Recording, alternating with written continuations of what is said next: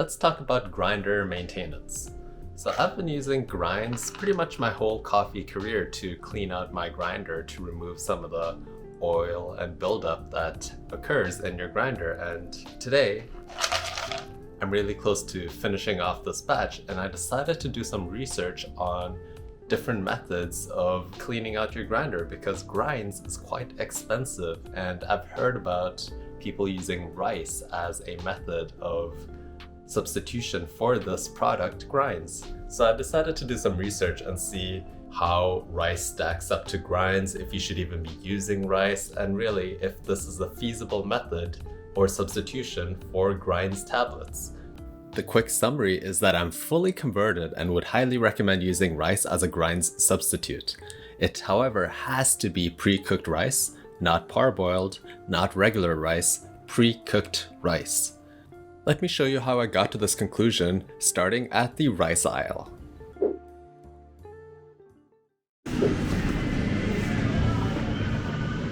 So I think I might go with this 5-minute rice. Like, it's a really short boiling time, which means that it's probably a bit more soft than the other ones. So it says pre-cooked and not parboiled. So I just looked up the difference between pre-cooked and parboiled rice.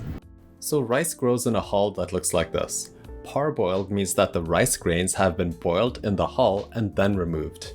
Pre-cooked means that the rice grains have first been removed from the hull, then cooked. And I'm actually going to get both of them. So this one over here is pre-cooked. This one over here is parboiled. So here we have the pre-cooked rice. I can easily break it with my finger. Probably the best option. This over here is the parboiled.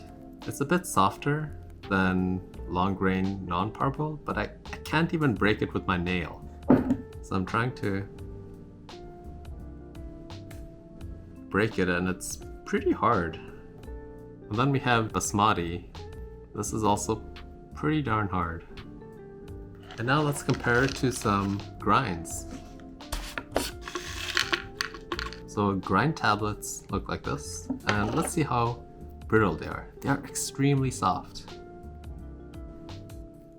And comparing this softness over here, where I can kind of just grind it in my fingers, it's more like this guy over here.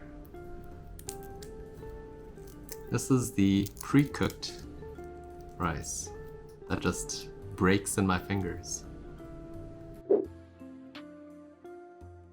So the grinder that I'll be using is a Poralex hand grinder, and the reason why I'm using this is that they have ceramic burrs, which are the most prone to chipping. So this is a great way to evaluate these different rice types to see if it will actually chip the burrs or not. So I'm going to start off with the one that I think will fare the best, which is the pre-cooked long grain rice. Pour some in there and give it a grind.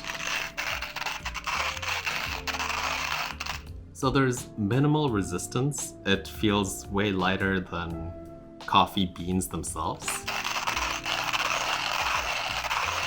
Yeah, it looks like the grinder fared extremely well with the pre-cooked. Now we're gonna go over to the parboiled rice. I'm kind of a bit more scared of this. Hopefully it doesn't break the grinder.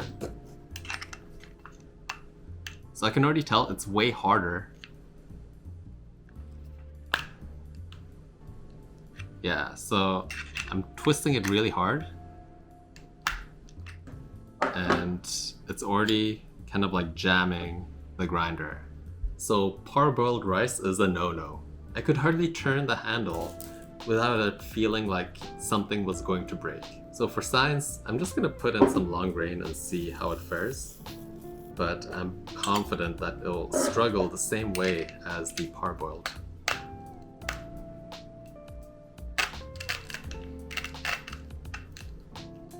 Even though it's a bit smaller and thinner in size, it still has the same issue of feeling extremely hard to turn if I kept on grinding this whole dose that I put in right now, it will probably chip something in here. So we now know that the best rice for our grinder that won't ruin our burrs is the pre-cooked rice. So I already have some pre-cooked rice, and the thing is that it's right now a bit too moist for a grinder. So I'm going to try to dry it out in two different ways. I'm going to dehydrate it, and I'm also going to leave some out in the sun. See what happens. I'm going to leave that out to dry.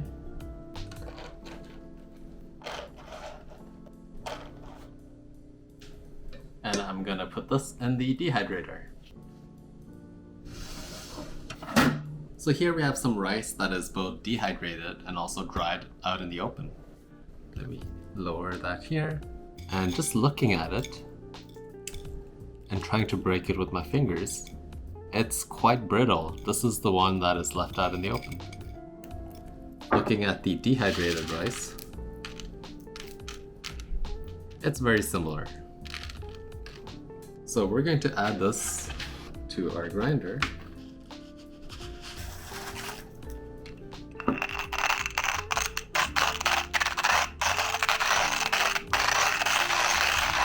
The dehydrated rice is pretty smooth.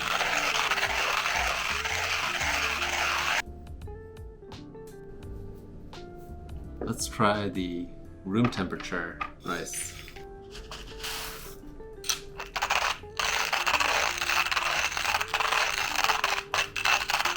So I can feel that the room temperature dried rice is a bit harder to turn,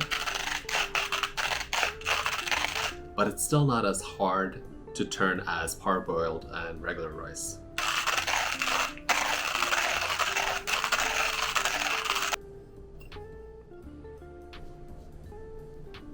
And my burrs look great. They have not chipped or anything. As I inspect the burrs, they look good. Nothing has chipped or broken, and I would recommend this as a substitute for the pre-cooked minute rice. One aspect that I was slightly worried about and will test out is if the rice will add any extra flavors to my cups of coffee. I host a lot of coffee seminars, and I'm extremely familiar with the Skyhawk bean blend, and this is also why I'm using it as a evaluation baseline, where I can easily identify the flavors that are expected in the coffee, but I can also see if there are any outlying flavors that might have been added from the use of rice as a cleaner for the grinder. Let's brew some coffee. It feels nice and clean.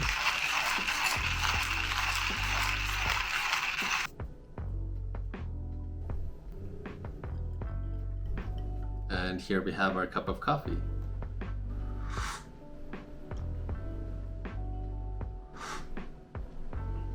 So it tastes delicious, and I don't think that any extra rice notes have been added. It doesn't feel like starchy or weird. It tastes like a standard good cup of coffee that I usually expect from these beans. Yeah, it's just a really good cup of coffee. I am converted now with minute rice. This is the pre-cooked rice. It's really important that you get pre-cooked rice and not parboiled rice or regular rice, because that is too hard and dense for your grinder. But this pre-cooked rice over here, or any pre-cooked rice, as we saw where we cooked our own rice and then dried it out, is great to clean out your coffee grinder. And I don't really see any downsides of using minute rice. It cleans it really well, there aren't any lingering flavors, and it's at the fraction of the price of Grindz. So if you try this out, let me know in the comments below, and I'll see you in the next video.